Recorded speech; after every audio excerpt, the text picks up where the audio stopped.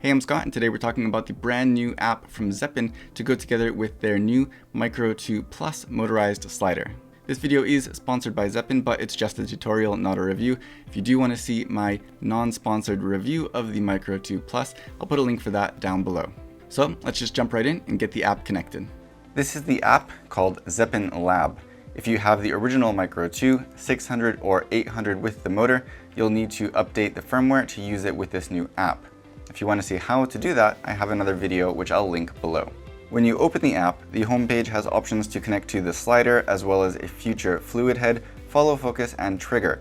There's also an icon in the top left corner to go through a quick start guide, and a little cog in the top right to upgrade your firmware or select your language settings. I've had better luck opening the app first and then powering on the slider, so let's go ahead and get it powered on now. After you power on the slider, tap the little icon up top and slide over that little switch at the bottom to connect to it. If you do this again, it should automatically connect each time from now on, but if you want to totally reset it, just click Clear Selected at the bottom. In the future, you'd go through and also connect the other modules one by one, and then when you're done, click Done at the bottom of the page. So for this new home screen, I'm actually going to start at the bottom. There's one on the left for panning and tilting, which is not yet available, and then one on the right for a simple left and right movement of the slider. With the motor power button facing you, the joystick direction matches the slider movement direction. And this joystick is also speed related, so the further you pull it, the faster it will move. All of the other little icons in that bottom section are related to not yet released additional modules. Skipping around the page just a bit, you can set 6 waypoints labeled A, B, C, D, E, and F. These are points that the slider will move through automatically.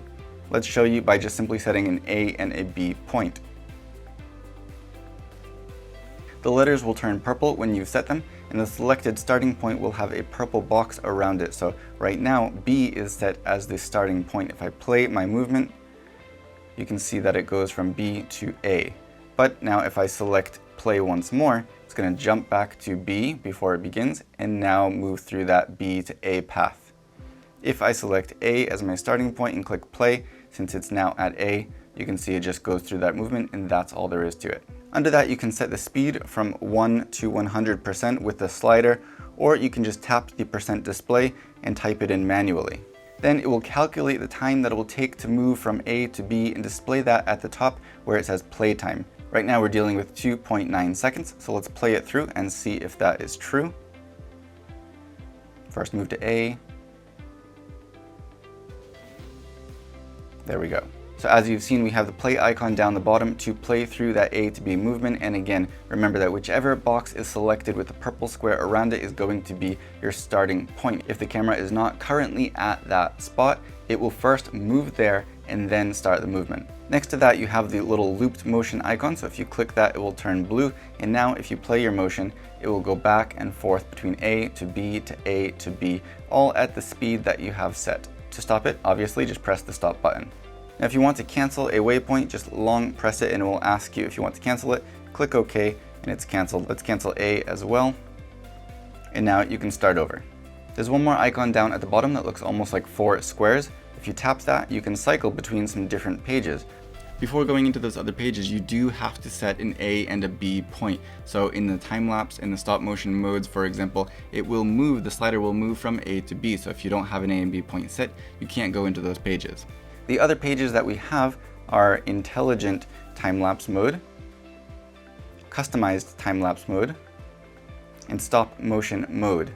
There are also panorama mode, matrix mode, and camera mode.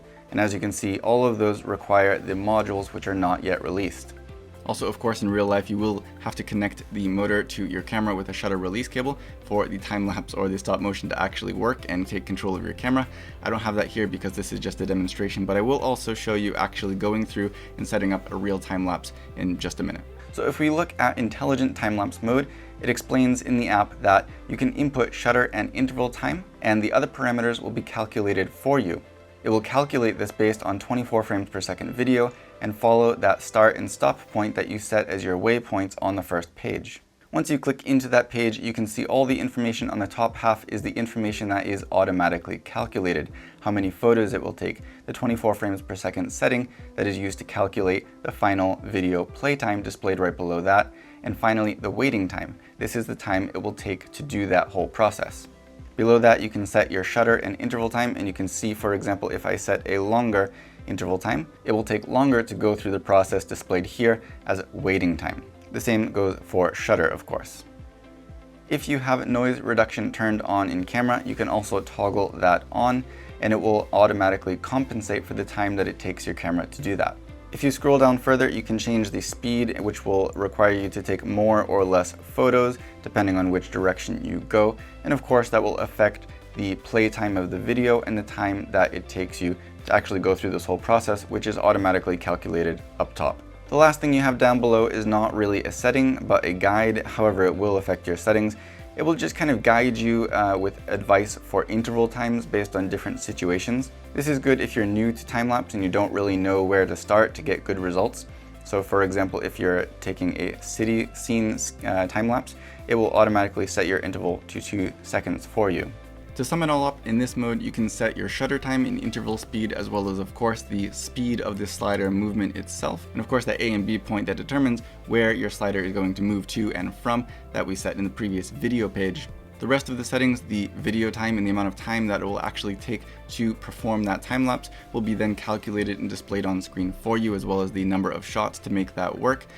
So you can adjust things and see them reflected in real time if you want to, for example, make sure that you finish your time lapse process in a period of a certain number of minutes. You can adjust the settings and see how that reflects in the actual numbers up at the top of the page in real time, intelligently. Intelligent time-lapse mode. Alright, so let's just actually go through and set up a real time-lapse for you so you can see how it works in real life.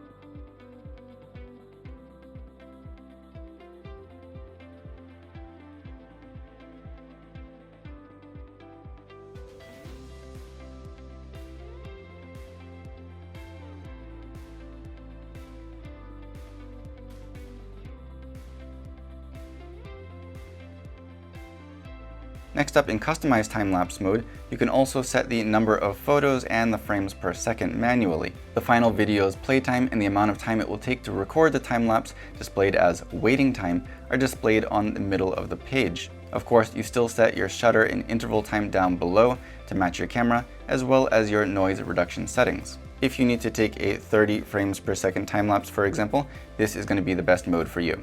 Finally, we have the stop motion page, and again, remember that to actually let the app take pictures for you, you do need to connect this with a shutter release cable. This is similar to time-lapse mode, except that you will manually push the shutter button down the bottom by yourself in the app to take each picture when you're ready. So there's no automatic interval time to set as there were on the previous pages. Again, the slider will move from the start and stop waypoints that you set on the first page. Of course, I don't have a shutter release cable connected right now, but you can see if I push the shutter button in the app to start to hypothetically take photos, you can see down below how many are left. And if you want to restart the process at any point, just click reshoot and it will go back to the beginning. Now, I'm not much of a stop motion videographer, but hey, let's play around with it and I'll show you setting one up in real life.